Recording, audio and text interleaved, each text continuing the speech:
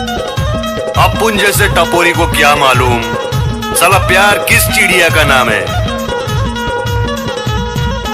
नाना से जगह बे मुला ने जानस तेला जनवाई दी मुदोला वो नाना से जगह बे मुला ने जानस तेला जनवाई दी मुदोला वो ने जानस तेला जनवाई दी मुदोला चल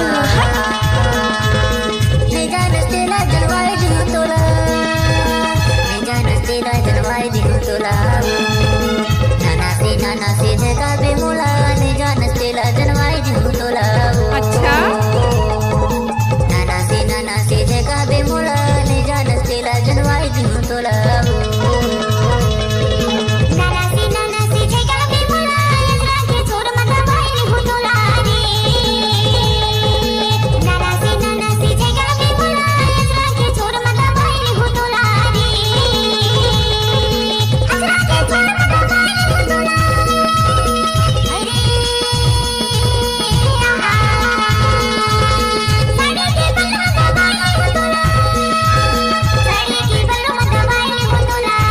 टाइम लगते ना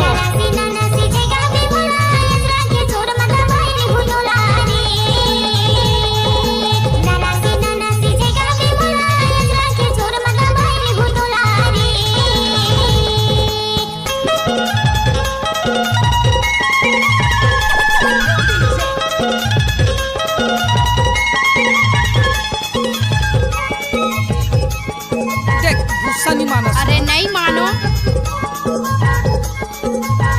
क्या नाम है आपका? DJ Dilip Yadav exclusive. आपका ये नाम है?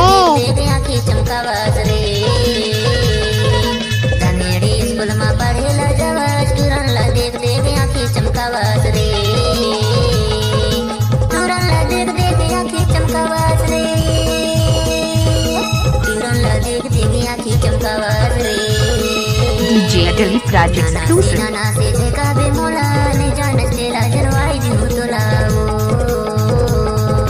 घर के झोला दाव संग में घुमावा खाने के लते जानस हाथ में बुलावा से घर के झोला दाव संग में घुमावा खाने के लते जानस हाथ में बुलावा से खाने के लते जानस हाथ में बुलावा से खाने के लते जानस हाथ में बुलावा से नाना से जगह बे मुला यजरा के छोड़ मत भाई नी मुदोला रे